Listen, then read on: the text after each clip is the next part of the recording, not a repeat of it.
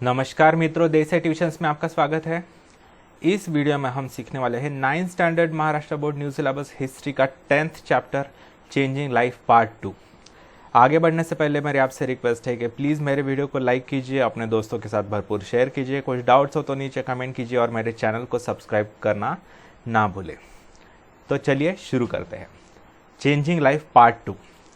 In this chapter, we shall look at the changes that have taken place in the fields of language, sports, theatre, and films, newspapers and television। देखिए, इस chapter में हम क्या देखने वाले हैं कि हमारे देश में स्वतंत्रता मिलने के बाद हमारे भाषाओं में क्या बदलाव आता गया, हमारे खेल में क्या बदलाव आता गया, हमारे नाटक जो देखते हैं हम उसमें, हमारे फिल्म इंडस्ट्री में, हमारे न्यूज़पेपर्स में, टेलीविज़न में क्या बदलाव आता गया वो देखेंगे।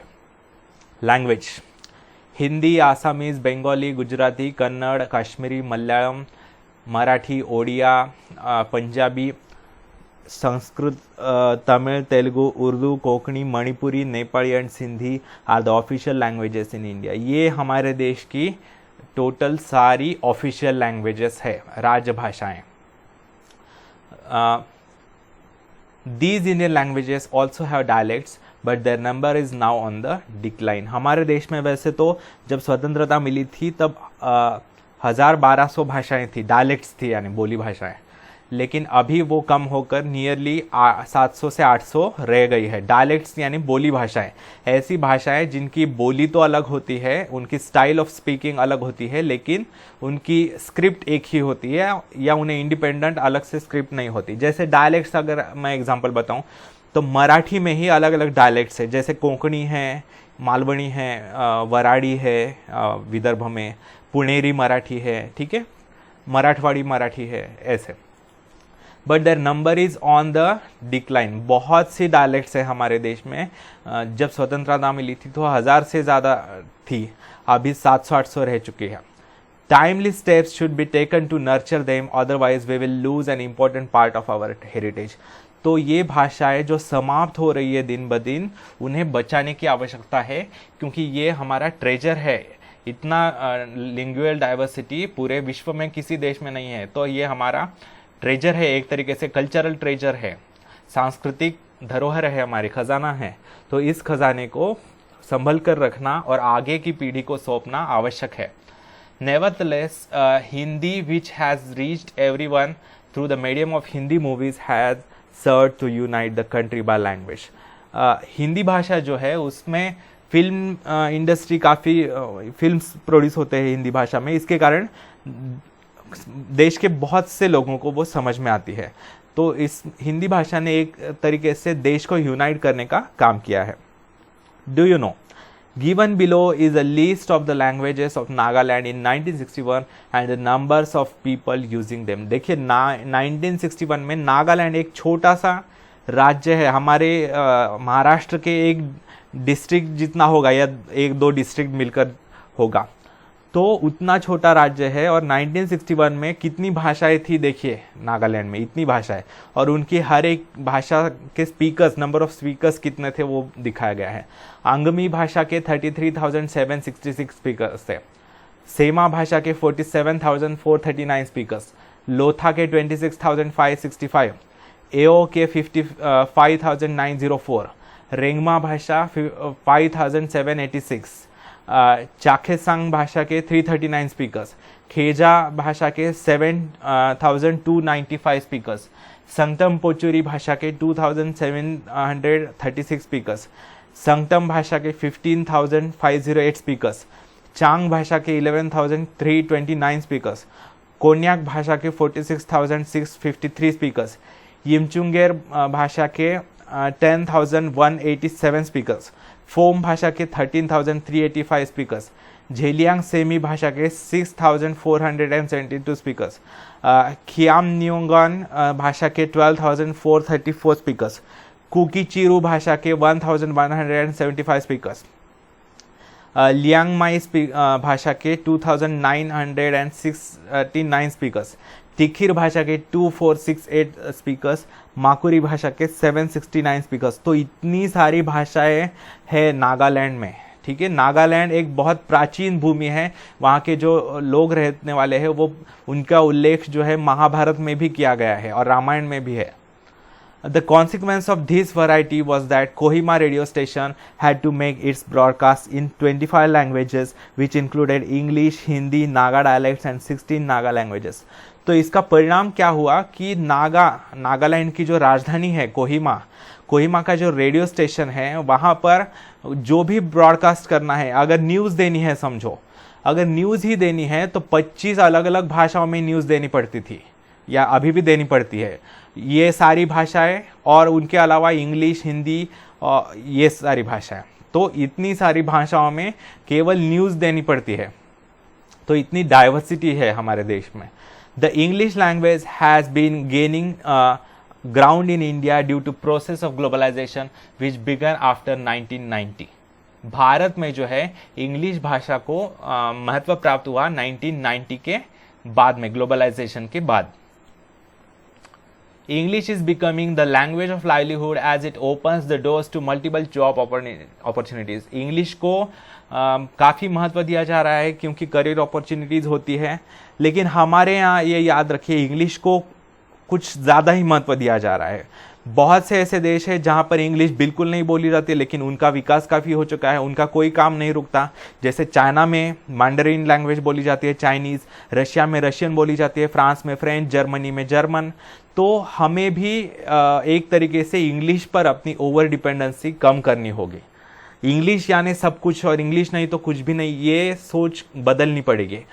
हम ब्रिटिश लोग तो चले गए, लेकिन इंग्लिश भाषा के हम अभी भी गुलाम हैं, तो ये हमें छोड़ना पड़ेगा।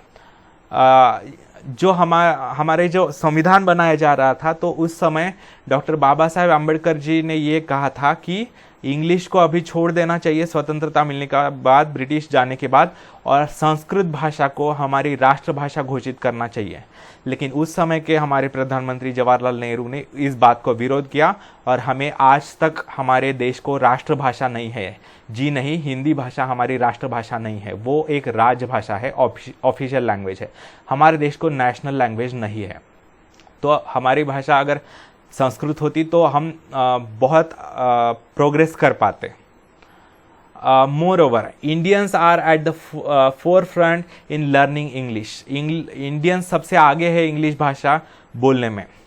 However, it is necessary to ensure that this process does not endanger the very existence of regional languages. लेकिन इसके कारण हमें ये सुनिश्चित करना पड़ेगा कि हमारे जो भारतीय भाषाएं हैं उनका अस्तित्व खतरे में ना आ जाए। कई बार ऐसा होता है कि हम इंग्लिश को प्रेफर करते हैं और हमारी भारतीय भाषाओं को बोलने में शर्म महसूस करते हैं, तो ये बुरी बात है। हमारी भारतीय भाषाओं का भी अभिमान रहना चाहिए। Let us gather some information about dialects of Maharashtra with the help of various tools, encyclopedia, Google। देखिए, dialects of Maharashtra अभी मैंने बताया थोड़ी देर पहले कि कोंकणी है, मालवणी है, पुणेरी मराठी है, वराडी मराठी है, खानदेशी मराठी है, फिर मराठवाड़ी मराठी है। तो ऐसे अलग अलग डायलेक्ट्स है महाराष्ट्र में। Sports. During the pre-independence period, only a few selected games were known to the people in general. स्वतंत्रता प्राप्त होने से पहले भारतीय लोगों को बहुत कम खेल पता थे और मुख्यतः भारतीय खेल पता थे, जैसे गिल्ली डंडा वगैरह। Some sports persons changed this situation. बाद में कुछ खिलाड़ी आए और उन्होंने परिस्थिति में बदलाव लाया। This enhanced the status of both the sports and the sports persons. इससे क्या हुआ? दोनों का स्टेटस बढ़ गया, दोनों की स्तर समाज में उन्हें सम्मान बढ़ता गया, कुछ खेलों को और उस खेल खेलने वाले खिलाड़ियों को। For example, Geet Sethi achieved global excellence in snooker, a variation of billiards. तो गीत सेठी नाम के एक प्लेयर ने स्नूकर या पूल टेबल जिसे कहते हैं, वो एक टेबल पर बॉल्स रखे हुए होते हैं और उसे एक डंडी से मारना होता है, उसे बोलते हैं बिलियर्ड्स या स्नूकर या पूल टेबल। तो उसमें ग्लोबल एक्सलेंस उन्होंने प्राप्त किया। He won the national championship of billiards for teenagers at the age of 15। तो उन्होंने नेशनल चैंपियन जीत ली, राष्ट्रीय पुरस्कार जीत लिया बिलियर्ड्स का टीनेज में ही, 15 वर्ष की आयु में। Later he went on to win national and international championships. बाद में उन्होंने कई सारे नेशनल राष्ट्रीय पुरस्कार और अंतर्राष्ट्रीय पुरस्कार भी जीते। At the global level, he won the amateur billiards competition thrice and the professional one 5 times. उन्होंने जो amateur billiards competition होती है वो जीती 3 बार, और जो प्रोफेशनल जो होती है वो 5 बार जीती। His success made the game popular and newspapers began to report news about billiards. उनके जीत के कारण क्या हुआ, भारत में इस खेल को काफ़ी प्रसिद्धि मिली और न्यूज़पेपर्स भी इसके बारे में छापने लगे। अगर आप उस समय की मूवीज़ वगैरह देखेंगे तो उस समय की मूवीज़ में, जो पुराने मूवीज़ थे उस समय की मूवीज़ में, बहुत से मूवीज़ में ये बिलियर्ड्स खेल दिखाया जाता है क्योंकि वो काफ़ी पॉपुलर हो चुका है। Thus he made a new field available to rising sports persons in India. तो उन्होंने भारतीय खिलाड़ियों के लिए एक नया क्षेत्र खुला किया। It was in 1983 that the Indian team won the World Cup for cricket under the captainship of Kapil Dev. 1983 में भारतीय क्रिकेट टीम ने हमने पहला वर्ल्ड कप जीता। कपिल देव कैप्टन थे, हमारे कप्तान। It was a historic victory. ये बहुत ही ऐतिहासिक विजय था। Cricket instantly won great popularity across the country. World cup जीतने के बाद भारतीय लोगों में बहुत दीवानगी फैल गई क्रिकेट की, अभी भी है वो। In the same year, Sunil Gavaskar broke the earlier record of maximum centuries in Test cricket. Sunil Gavaskar जो है भारतीय क्रिकेट पटु, उन्होंने भी बहुत से मैक्सिमम सेंचुरीज का इन टेस्ट क्रिकेट का रिकॉर्ड ब्रेक किया। In 1985, India won the Benson and Hedges World Championship of Cricket. Benson and hedges नाम का चैंपियनशिप भी 1985 में जीते। As a result, cricket came to be played in all states to a lesser or greater extent, but the cost of indigenous at the cost of indigenous game. इसका कारण क्या हुआ, उसका परिणाम क्या हुआ, भारत में क्रिकेट बहुत ज़्यादा पॉपुलर हो गया, बहुत खेलने लगे हर एक स्टेट के लोग, लेकिन at the cost of indigenous Indian games. लेकिन हम जो है भारतीय जो खेल है, मूल भारतीय खेल है, वो ही भूल गए, जो कि बुरी बात है। हमें भारतीय खेलों को भी खेलना चाहिए। A few movies were also produced around the theme of cricket. बहुत से मूवीज भी बनाई गए हैं क्रिकेट के ऊपर। जो हमने 1983 में वर्ल्ड कप जीता है उसके ऊपर भी मूवी आ रही है अभी। Live telecast of the full 5 days or 1 day of the matches also become available. बाद में दूरदर्शन शुरू हुआ तो दूरदर्शन चैनल पर, टीवी पर टेलीकास्ट होने लगा 5 डे क्रिकेट और 1 डे क्रिकेट जो है वो। टीवी आने से पहले रेडियो पर कमेंट्री सुनी जाती थी। India had been participated in Asiad and Olympic games. Asia games यानी एशिया का, एशियन कॉन्टिनेंट का जो ओलंपिक की तरह होता है उसे बोलते हैं एशिया गेम्स, और ओलंपिक गेम्स में भी हमने पार्टिसिपेट करना शुरू कर दिया। At the Olympics of year 2000 Karnam Malleswari won a medal for weight lifting. Weight lifting के लिए कर्णम मल्लेश्वरी ने 2000 वर्ष में ओलंपिक्स में मेडल जीता। She was the first Indian woman to win a medal at the Olympics. वो पहली भारतीय महिला खिलाड़ी थी जिसने ओलंपिक्स में कोई मेडल जीता हो। India's representation began to rise in various Olympic games such as hockey, badminton, tennis, swimming, weightlifting and archery. तो भारतीयों का रिप्रेजेंटेशन धीरे धीरे बढ़ने लगा, भारतीयों के मेडल्स की संख्या भी बढ़ने लगी। Hockey, badminton, tennis, swimming, weight lifting, फिर आर्चरी यानी धनुष्य से बाण छोड़ना, उसे तो उसमें हम काफ़ी बढ़ चढ़कर हिस्सा लेने लगे। थिएटर एंड फिल्म्स, अभी नाटक और मूवीज में क्या बदलाव आता गया। Theatre and films are important aspects of Indian life. भारतीय जीवन शैली का ये महत्वपूर्ण अंग है, नाटक और movies, cinema. Early plays were very long, sometimes running through an entire night. पहले के जो नाटक हुआ करते थे 19वीं शताब्दी के या 20वीं शताब्दी के, वो बहुत लंबे चलते थे, रात रात भर चलते थे। Now the form, technique, duration of plays have all changed. अभी जो है नाटक प्रेजेंट करने का तरीका बदल चुका है, उसके पीछे की टेक्निक बदल चुकी है, कालावधि भी बदल चुका है। पहले रात रात भर नाटक चलते थे, अभी 2-3 घंटे का नाटक होता है। People from different walks of life take part in the dramas. जो अलग अलग क्षेत्र के लोग हैं वो नाटकों में हिस्सा लेते हैं काम करने के लिए। But musicals have now declined in importance, and political and social subjects have replaced the earlier mythological and historical themes. तो पहले के जो नाटक थे वो संगीत नाटक हुआ करते थे, बहुत गाने हुआ करते थे, लेकिन अभी ऐसा नहीं रहा। अभी जो नाटक है उसमें एक तो राजनीति दिखाई जाती है, सामाजिक समस्याओं के बारे में दिखाया जाता है। पहले के जो नाटक थे उसमें महाभारत, रामायण, ऐसे ऐतिहासिक चीज़ों पर दिखाया जाता था, लेकिन अभी जो है, अभी जो सामाजिक स्थिति है उसके ऊपर दिखाया जाता है नाटक। The age of black and white movies has been succeeded by the age of coloured movies. शुरुआती में ब्लैक एंड व्हाइट मूवीज आती थी, अभी जो है कलर्ड मूवीज आती है। अभी तो 3D भी आ रही है, बहुत डेवलप हो चुका है स्पेशल इफेक्ट्स में वगैरह। In the field of entertainment the place of Hindi movies is incomparable. भारतीय एंटरटेनमेंट फील्ड में जो है, मनोरंजन क्षेत्र में मूवीज का रोल बहुत ही महत्वपूर्ण है। Now movies reflect contemporary themes. आज जो मूवीज बनाई जाती है वो कंटेम्पररी यानी समकालीन यानी आज के समय के परिस्थिति के ऊपर मूवीज बनाई जाती है। आज की जो राजनीति है, आज की जो सामाजिक स्थिति है, आज की जो शैक्षणिक स्थिति है, जो भी है उसके ऊपर मूवीज बनाई जाती है। Film shooting locales have been moved abroad. बहुत से शूटिंग करने के लिए बाहरी देशों में भी जाते हैं। So viewers can now see many different places in foreign countries. इसके कारण हम घर बैठे बहुत से देशों के प्रसिद्ध स्थान देख सकते हैं। मूवीज इन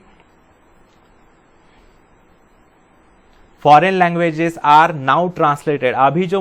अभी हम जो हॉलीवुड की मूवीज है, इंग्लिश मूवीज हो या कोई भी मूवीज हो, हम हिंदी में डब करते हैं, ठीक है। या तो डब करते हैं या फिर नीचे लिखकर सबटाइटल्स आते हैं नीचे। जैसे आप तेलुगु मूवीज देख सकते हैं, कन्नड़ा मूवीज देख सकते हैं, तमिल मूवीज। वो आपको भाषा तो समझ में नहीं आती, वो एक तो डब किया जाता है हिंदी में या फिर नीचे लिखकर आता है इंग्लिश में या हिंदी में, उसे बोलते हैं सबटाइटल्स। डायलॉग जो चल रहे हैं उसे। During the screening of English movies, a short Hindi translation now appears on the screen as subtitles. जो नीचे लिख कर आते हैं ट्रांसलेशन डायलॉग्स के, हमें न समझने वाले भाषा के, उसे बोलते हैं subtitles. Hindi movies now compete with global movies as they have reached every nook and corner of the world. Hindi movie industry और भारतीय मूवी इंडस्ट्री पर्टिकुलरली बहुत दुनिया भर में बहुत देखे जाते हैं। हमारे मूवीज़ बहुत पसंद किए जाते हैं दुनिया भर के लोगों द्वारा। जो बाहुबली मूवी है उसने काफ़ी, आपने देखा होगा, बहुत बिजनेस किया था पूरे विश्व भर में। तो भारतीय मूवीज़ को बहुत डिमांड है, लोग लाइक करते हैं। भारतीय लोग ही नहीं लाइक करते, बाकी लोग भी लाइक करते हैं विदेशों के।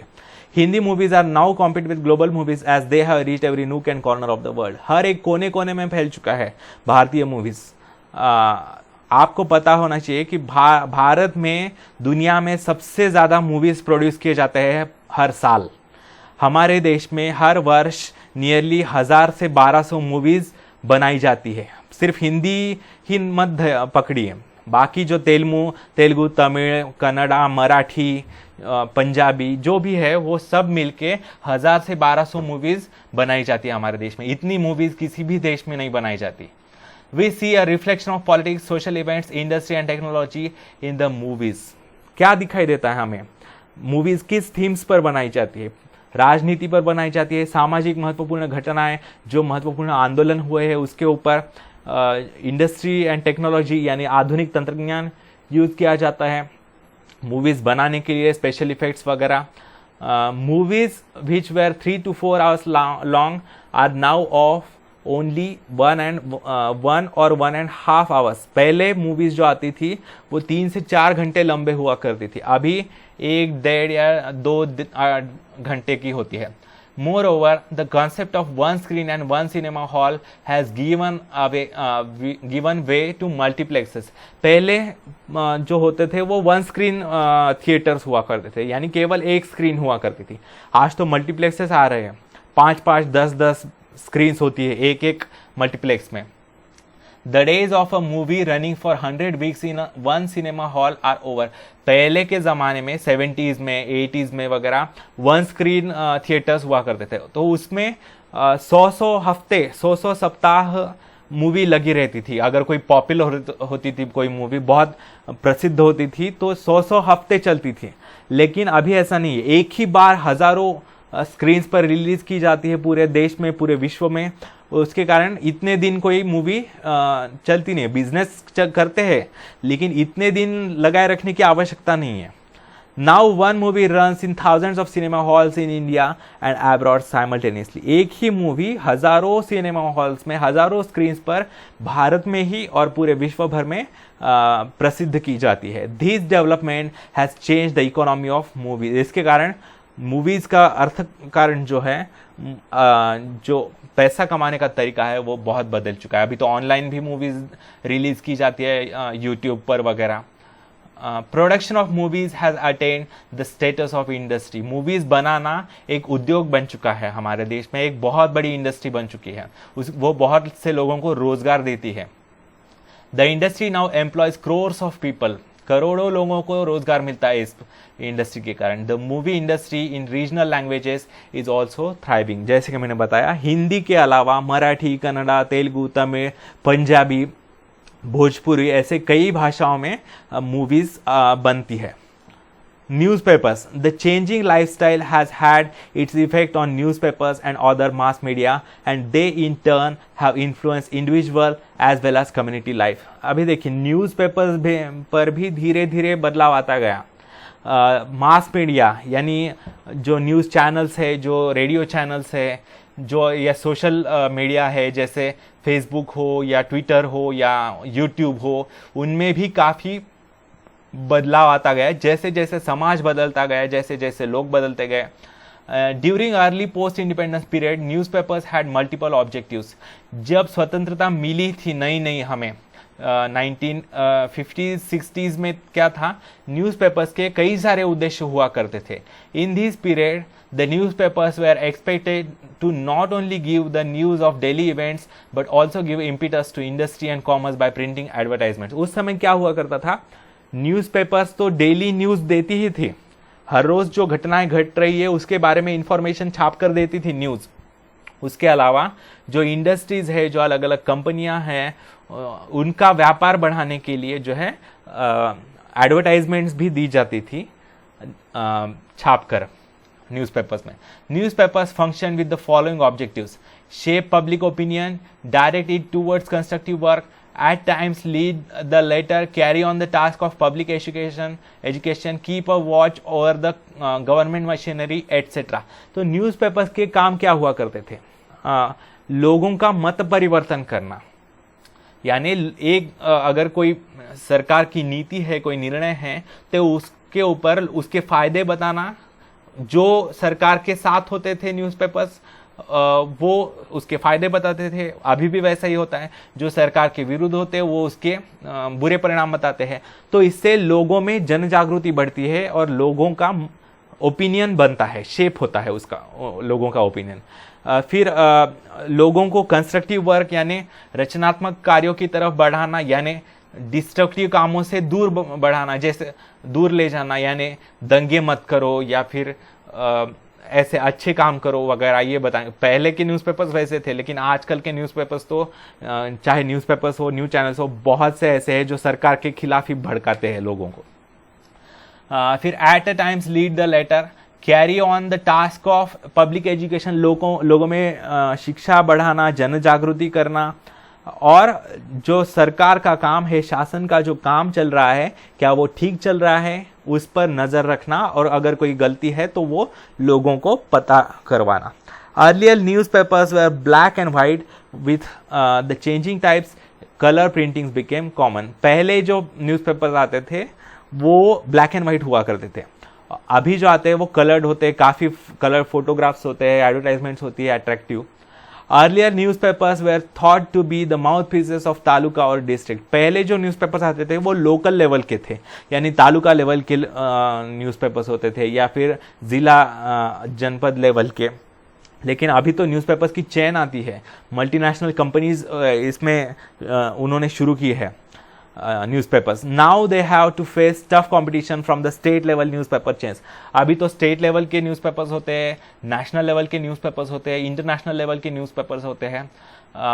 But on the whole newspapers are now becoming more active. धीरे धीरे न्यूज़पेपर्स और एक्टिव हो रहे हैं, कुछ ज़रूरत से ज़्यादा ही न्यूज़पेपर्स और न्यूज़ चैनल्स एक्टिव हो रहे हैं हमारे देश में। तो their scope has enlarged to include raising funds for drought affected and flood affected people, helping meritorious students from lower income groups to go to higher education and organizing or sponsoring cultural programs। धीरे धीरे क्या होते जा रहा है कि लोग जो न्यूज़पेपर्स के कार्यालय है वो अपना कार्य क्षेत्र बढ़ा रहे हैं। धीरे धीरे वो जो गरीब विद्यार्थी होते हैं उनको शिक्षा का खर्च करवाने के लिए वो लोगों से फंड कलेक्ट करते हैं, पैसे कलेक्ट करते हैं। फिर जो बाढ़ में जो बेघर हो चुके हैं उनके लिए पैसे खड़े करते हैं। फिर ऐसे अलग अलग समस्याएं जो होती है उनको पैसा सप्लाई करते हैं। और स्पॉन्सरिंग कल्चरल प्रोग्राम्स, अलग अलग कल्चरल प्रोग्राम्स जो ऑर्गेनाइज किए जाते हैं, डांसिंग प्रोग्राम्स या फिर गायन के प्रोग्राम्स, गाने के। This is how newspapers have now become on inseparable part of our lives. इस पद्धति से हम जो न्यूज़पेपर्स है हमारे जीवन के इनसेपरेबल पार्ट यानी अविभाज्य घटक हो चुके हैं, जो हमसे सेपरेट नहीं किया जा सकता। Television came to India during the post independence period. स्वतंत्रता मिलने के बाद भारत में टेलीविजन आया। Earlier it was black and white, now it is coloured. पहले जो नए नए टेलीविजन थे वो ब्लैक एंड व्हाइट थे, अभी जो है कलर्ड आ रहे हैं। Earlier it was limited to some selected programmes and fix time slots. पहले जो न्यूज़ टेलीविजन था वो बहुत कम प्रोग्राम्स आते थे। इवन दूरदर्शन एक ही चैनल हुआ करता था, वो भी 24 घंटे नहीं चालू रहता था, सिर्फ 10 से लेकर 5 तक वगैरह चालू रहता था। बाद में 24 आवर्स चैनल शुरू हो गए। Gradually its scope was enlarged to include educational programmes, news bulletins, detail reporting of the tours of the president and the prime minister. बाद में क्या हुआ, धीरे धीरे हमारा जो दूरदर्शन चैनल है, बाकी जो डीडी न्यूज़ है, बाकी जो न्यूज़ चैनल्स है, उसमें एजुकेशनल प्रोग्राम्स शुरू किए गए, न्यूज़ बुलेटिन्स यानी न्यूज़ देना शुरू हो गया। फिर हमारे राष्ट्रपति या प्रधानमंत्री जहाँ कहीं भी दौरे पर जाते हैं, चाहे वो देश में हो या विदेशों में हो, वहाँ पर उनकी पूरा डिटेल न्यूज़ देना। वो During the telecast of the Ramayana and Mahabharata, a majority of the people used to sit glued to the television set. जब 1980s में 90s में रामायण और महाभारत दिखाया जाता था दूरदर्शन पर हर रविवार को, तब पूरा सन्नाटा फैल जाता था। उस समय 1 घंटे के लिए पूरे सड़कें सुनसान पड़ती थी, कोई रास्ते पर नहीं दिखाई देता था, क्योंकि सारे कोई टीवी के सामने होता था। इतना इंटरेस्ट, इतना रुचि से देखते थे। अगर आपने अभी कोरोना के लॉकडाउन के दरमियान देखा होगा तो फिर से रामायण जो है दूरदर्शन पर दिखाया जाने लगा था। तब भी दूरदर्शन ने हाईएस्ट रिकॉर्ड किया था, दुनिया में सबसे ज्यादा टीआरपी प्राप्त करने वाला चैनल, ऐसा रिकॉर्ड दूरदर्शन पर रिकॉर्ड है रामायण दिखाते समय। These serials proved the popularity of this medium. इन जो सीरियल्स हैं रामायण महाभारत, इसके कारण इस टेलीविजन की पॉपुलैरिटी और भी बढ़ती गई। Then in 1991 CNN channel showed to the entire world a live visual reporting of the Iraq war. 1991 में CNN जो चैनल है, यानी हमारा जैसे दूरदर्शन है वैसे अमेरिका का जो न्यूज चैनल है CNN, उसने इराक वॉर, अमेरिका ने जो इराक पर हमला किया था उसके बारे में पूरा लाइव टेलीकास्ट दिखाया। At this stage the world of Indian news channels change completely. इसके बाद भारतीय न्यूज चैनल्स में भी काफी बदलाव आ गया। In 1998, Star, that is Satellite Television Asia region, a private media house, entered India, and the uninteresting, monotonous and propagandist news telecast of the early period underwent a sea change. बाद में star television, star जो है satellite television Asia region, उस ये private company ने entry की। आपको पता है स्टार के काफ़ी चैनल्स है। तो पहले जो एक ही टोन में बोलते थे न्यूज़ चैनल वाले, बहुत ही बोरिंग स्टाइल से बोलते थे और जो कुछ लोग चाहते थे वही न्यूज़ दिखाते थे, यानी सत्ताधारी हो या कोई भी हो, उसमें काफ़ी बदलाव आ गया। ठीक है, अभी भी प्रोपेगेंडा चलता है। प्रोपेगेंडा यानी एक पर्टिकुलर उद्देश्य से एक उद्देश्य डिसाइड करके न्यूज़ यानी फैलाना, न्यूज़ हो या जो भी अपना ये है। अभी तो प्रोपेगेंडा काफ़ी होता है, यानी सरकार के खिलाफ तो बहुत से न्यूज़ चैनल्स, भारत के खिलाफ भी, इवन देशद्रोही न्यूज़ चैनल्स भी हैं हमारे यहाँ, जो विदेशों से पैसा लेते हैं, हमारे दुश्मन देशों से, और हमारे देश के नागरिकों को भड़काते हैं। The language, the technique of presentation, studios equipped with the latest technology and the use of OB, that is outdoor broadcasting vans, have expanded the scope of Indian TV channels still further and brought in transparency and variety. धीरे धीरे क्या होने लगा, भाषाओं में बदलाव आता गया, लोकल भाषाओं में न्यूज़ चैनल्स आने लगे, फिर उसका प्रेजेंट करने का तरीका बदलता गया, फिर स्टूडियो, हाई टेक्नोलॉजीज के स्टूडियोज डेवलप हो चुके थे। बाद में ओबी वैन, यानी जो संवाददाता, करस्पॉन्डेंट जो होते हैं, न्यूज़ के संवाददाता जो होते हैं, वो जहाँ से बोलते हैं वहाँ पर उनके साथ एक वैन होती है, एक गाड़ी होती है, जहाँ से वो कांटेक्ट करते हैं अपने स्टूडियो से, तो उसे बोलते हैं आउटडोर ब्रॉडकास्टिंग, ओबी वैन्स। तो इसके ज़रिए बहुत लाइव टेलीकास्ट बढ़ चुका है, सबसे जल्दी से जल्दी न्यूज़ देने की होड़ लग चुकी है। Now every nook and corner of the country is connected. तो इस आज जो है हर एक कोना कोना हमारे देश का एक दूसरे से कनेक्टेड है। This has had a great impact on politics. इसका राजनीति पर काफ़ी परिणाम हुआ, क्योंकि पहले जो रूलिंग लोग हुआ करते थे, जो सत्ताधारी लोग हुआ करते थे, हमारे जो ये न्यूज़ चैनल्स आने से पहले जो होते थे लोग, वो जो चाहे कर ले, लेकिन न्यूज़ चैनल्स उसी के बारे में अच्छा अच्छा बोलते थे। लेकिन आज ऐसा नहीं रहा। अगर हमारे सत्ताधारी, हमारे रूलर्स कुछ गलत करते हैं तो उन पर भी यानी क्रिटिसाइज किया जाता है उनको भी। In short the whole country started changing. इसके कारण धीरे धीरे जो है पूरा देश बदलता गया। So far we have studied the history of modern India.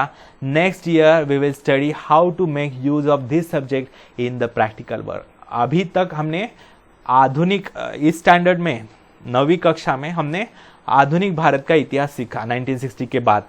अभी अगले वर्ष हम क्या सीखेंगे, इतिहास विषय का प्रैक्टिकल वर्ल्ड में क्या यूज हो सकता है। आप जो इतिहास सीखते हैं उसका एक्चुअली पर्पस क्या है, उसका उद्देश्य क्या है, उसका उपयोग क्या है। We shall see how history can be part of daily life and not just a thing of the past. इतिहास जो है वो बस बीते हुए पुराने लोगों के पुरानी दास्तां, पुरानी कहानियाँ जो किसी काम की नहीं होती, ऐसा जो आपको लगता है वो अगले वर्ष 10वीं में आपका मत बदलता जाएगा। क्योंकि इतिहास सीखने का जो हमारे डेली लाइफ में, हमारे हर रोज़ के लाइफ में क्या यूज़ होता है उसका आपको पता चलेगा। तो ठीक है दोस्तों, यहाँ पर ये चैप्टर समाप्त होता है। अगर आपको मेरा वीडियो अच्छा लगे तो प्लीज़ मेरे वीडियो को लाइक कीजिए, अपने दोस्तों के साथ भरपूर शेयर कीजिए। कुछ डाउट्स हो तो नीचे कमेंट कीजिए, और प्लीज़ दोस्तों मेरे चैनल को सब्सक्राइब करना ना भूलें। धन्यवाद दोस्तों, आपका दिन शुभ जाए।